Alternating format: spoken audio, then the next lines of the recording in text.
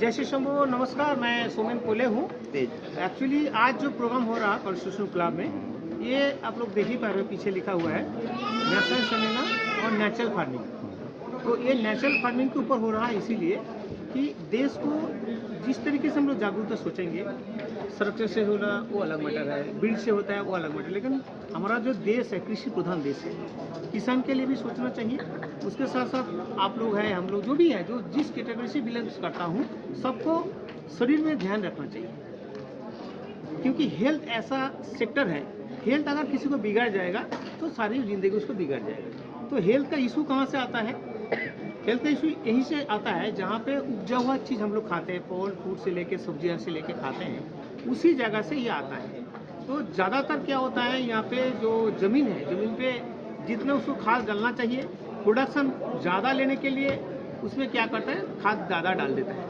उसके साथ साथ पेस्टिसाइड भी उसी हिसाब से यूज़ हो जाता है। तो उसमें जो उपजा हुआ फसल आता है वही हम लोग खाते हैं, चाहे मास्टर हो, चाहे डॉक्टर हो, चाहे वकील हो, चाहे घर से जो भी है, वही सबको खाना पड़ता है। इसके चलते हुए क्या होता है, बीमारी बढ़ जाता है। आज के डेट में फॉरेन कंट्री से अगर हमारा इंडिया को तुलना करेंगे या विचार करेंगे तो देखा जाएगा इस सेक्टर में हमारा देश बहुत पीछे है। इस सेक्टर को आगे ले जाना चाहिए। भारत सरकार का भी योजनाएं हैं कि नेचुरल फार्मिंग को और आगे ले जाना है। आप लोग मीडिया में हो, आप लोग मेरे से और अच्छा जानते हो कि एग्रीकल्चर डिपार्टमेंट में जो बजट था 1,52,000 करोड़, उसके छोड़ के भी 2 महीने अभी तक हुआ नहीं है। तो हमारा देश का जो प्रधानमंत्री जी हैं माननीय नरेंद्र मोदी जी ने 2,484 करोड़ सेकेंड फेज में फिर दिया है सिर्फ नेचुरल फार्मिंग के लिए। वही नेचुरल फार्मिंग को हमारा ऑर्गेनाइजेशन बंगाल बेस्ड है। फिर पश्चिम बंगाल के साथ साथ मैं नॉर्थ ईस्ट में काम शुरू किया है, और ऐसे ही पूरा देश में ही आप लोग यहाँ पे थे, देखे थे कि कम से कम 11-13 स्टेट से यहाँ पे आज किसान लोग भी आए थे। यहाँ हर सेक्टर से आया है जो इस काम को आगे ले जाने के लिए काम करेगा। तो हमारा मकसद यही है कि नेचुरल फार्मिंग को बढ़ावा देना जरूरी है, देश को हम सभी को आगे ले जाने के लिए बहुत ज़रूरी है। उसी को मुद्दे को ले जाने के लिए, और बंगाल से मैं यहाँ पे क्यों किया है ये प्रोग्राम कि दिल्ली हमारा कैपिटल है, यहाँ पे करेंगे तो ये मैसेज पूरा देश में फैल जाएगा।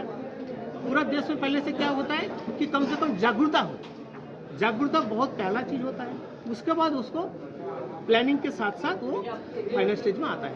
इसी को जागरूकता देने के लिए ये हमारा प्रोग्राम है, नेशनल सेमिनार और नेचुरल फार्मिंग। भारत कृषि प्रधान देश है, इसकी आज तक चर्चा होती रही है, और मोदी जी देश के प्रधानमंत्री बनने के बाद खेती को प्रायोरिटी पर लेकर सॉइल टेस्टिंग से लेकर किसानी को ज़्यादा प्रमोट करना, प्रमोशन देना, उसमें रिसर्च करके लोगों को आगे बढ़ाना, ये काम बहुत तेज़ी से हो रहा है। सरकार ने भी ये सोचा है, पर कोरोना के बाद लोग ज़्यादातर अपने हेल्थ के बारे में सोचने लगे हैं, और हेल्थ का और खेती का बहुत अपरिहार्य ऐसा संबंध है। तो मुझे ऐसा लगता है कि आने वाले दिनों में जो बढ़ने वाला ऑर्गेनिक फार्मिंग का विषय है, नेचुरल फार्मिंग का विषय है, यहाँ का पर्यावरण का विषय है, इस विषयों पर इस प्रकार की चर्चाएं होती रहनी चाहिए। इसमें जैसा जैसा प्रबोधन प्रचार प्रसार होगा, उससे देश में जागृति बढ़ेगी, और देश विकसित भारत में इसकी बहुत महत्वपूर्ण भूमिका है। सबसे महत्वपूर्ण विषय इसलिए हमारे लिए क्योंकि जैसा हम खाते हैं उसी प्रकार से हमारा शरीर विकसित होता है। तो अगर हम पेस्टिसाइड्स खा रहे हैं तो हमारा शारीरिक तौर पर 2 तरीके से हमें नुकसान हो रहा है। शारीरिक तौर पे भी हमें नुकसान हो रहा है, और मानसिक तौर पर जो कहीं अधिक महत्वपूर्ण है, मानसिक तौर पर। तो मानसिक तौर पर और अधिक समस्या आती है। अगर आप कोई मेडिसिन खा के बैठे हैं तो आपके माइंड में अलग अलग थॉट्स चलेंगे। तो साइकोलॉजिकल प्रॉब्लम जो आ रही है, क्योंकि मैक्सिमम जो फॉरेन में भी रिसर्च है कि हमारी 90% समस्याएं जो डॉक्टर्स के पास हम जा रहे हैं वो साइकोलॉजिकल प्रॉब्लम्स को लेकर के। तो 90% प्रॉब्लम्स हमारी इस खाने से आ रही है। तो अगर हम खाने को कंट्रोल करेंगे तो हमारी ये बीमारियां भी दूर होंगी। तो बहुत शारीरिक की बात करें हम, तो कैंसर्स वगैरह जैसी प्रॉब्लम हमारी आ रही है वो भी हमारी दूर होंगी, और मानसिक बीमारियां भी हमारी सही होंगी अगर हम वापस अपने सनातन धर्म पे जाएंगे और जैविक खाद का प्रयोग करेंगे, वही गाय के गोबर और गौमूत्र का प्रयोग करेंगे कृषि के लिए, ना कि पेस्टिसाइड्स। भारत के विकास का रास्ता भी गांव, खेती, किसानी से ही बना है। पिछले कुछ वर्षों में दुर्भाग्य रहा है कि लोग खेती बाड़ी से निकलकर लोग शहरों में पलायन कर गए और अपनी नौकरी वगैरह ढूंढने लगे, लेकिन आज भी खेती अभी भी उत्तम है। लेकिन उसको लाभ का सौदा कैसे बनाएं, कैसे उसमें युवा या नया आने वाला किसान है उसको कैसे उसकी तरफ बढ़े, उसके लिए सरकार की तरफ से प्रयास किया जाता है। मैं खेती किसानी को आगे बढ़ाना है तो मैं उसके लिए उपभोक्ता को भी मैं उसमें शामिल करना चाहूँगा, क्योंकि आप हम सब लोग उपभोक्ता भी हैं। कृषि उत्पाद आप हम सब लोग भी घर पर खाते हैं।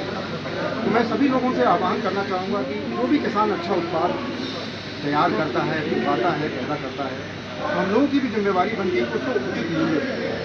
हम लोग क्या करते हैं कि मॉल में चले जाते हैं, सब्जी मंडी में चले जाते हैं, जो सबसे सस्ती सब्जी होगी, जो सबसे सस्ता उत्पाद होगा, वो खरीदने का प्रयास करते हैं और अपनी बचत को करने का प्रयास करते हैं। यहीं से ही कृषि का भी दुर्भाग्य चालू होता है। अगर हम अच्छा उत्पाद, अगर किसान अच्छा उत्पाद पैदा कर रहा है तो उसको उचित मूल्य भी तो दें। तो मैं यहाँ पर रहने वाले सभी दिल्ली में रहने वाले विशेष रूप से उपभोक्ताओं से भी अनुरोध करूँगा कि अच्छे किसानों को पहचानें और उनसे अच्छा उत्पाद लें। प्राकृतिक कृषि को अगर आगे बढ़ाना है तो हम लोगों को पुनः प्रकृति की ओर लौटना पड़ेगा।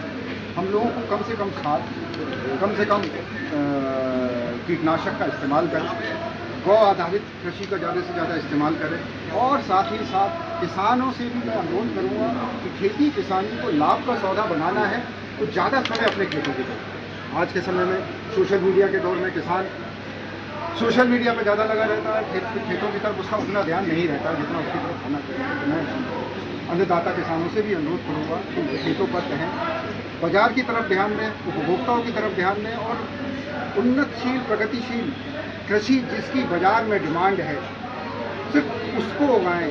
सिर्फ गेहूं, चावल, गन्ना, आलू 4 फसलों तक सीमित लाएं। देखिए, आज यहाँ पर नेशनल फार्मिंग, नेचुरल फार्मिंग के विषय पर यहाँ पर बात हुई है और जो हमारी जैविक खेती है, जो खेती करने का तरीका है वो धीरे धीरे बदल सा गया है। आज हम बहुत सारे ऐसे खादों का प्रयोग कर रहे हैं, कीटनाशक दवाओं का प्रयोग कर रहे हैं जिससे हमारी खेती कहीं ना कहीं हमारी खेती विनाश की तरफ जा रही है। उस पर लेकर के हम सभी लोग यहाँ पर आज विचार विमर्श कर रहे हैं और इसीलिए इस नेशनल सेमिनार का आयोजन किया गया है। हमारा आधार जो हमारे पूर्वज थे, जो हमारे बुजुर्ग थे, उनका खेती करने का तरीका था।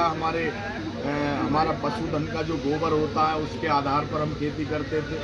अपने आसपास में बहुत सारी खाद के सामग्री जो स्वतः ही किसानों से पैदा करते थे, किसानों के पशुधन से जो पैदा होता था, चाहे गाय के गोबर की बात करें, चाहे भैंसों के गोबर की, उससे बहुत सारे ऐसे संसाधन हैं हमारे पास थे। मगर अब धीरे धीरे हमारा जो किसान वर्ग है वो ऐसे कीटनाशक दवाओं की तरफ जा रहा है, खादों की तरफ जा रहा है, जो कहीं ना कहीं, चाहे हम फसलों की बात करें, चाहे हम अपनी सब्जियों की बात करें, आप देख रहे हो कि सब्जियों में भी कहीं ना कहीं केमिकलों का प्रयोग किया जा रहा है। तो बहुत सारे ऐसे पॉइंट हैं जिन्हें लेकर के इस सेमिनार का आयोजन किया गया है। और हम उत्तर प्रदेश से आते हैं, मैं भारतीय किसान यूनियन कृषक शक्ति का राष्ट्रीय अध्यक्ष और बहुत सारे ऐसे लोग यहाँ पर इस सेमिनार में हिस्सा लें।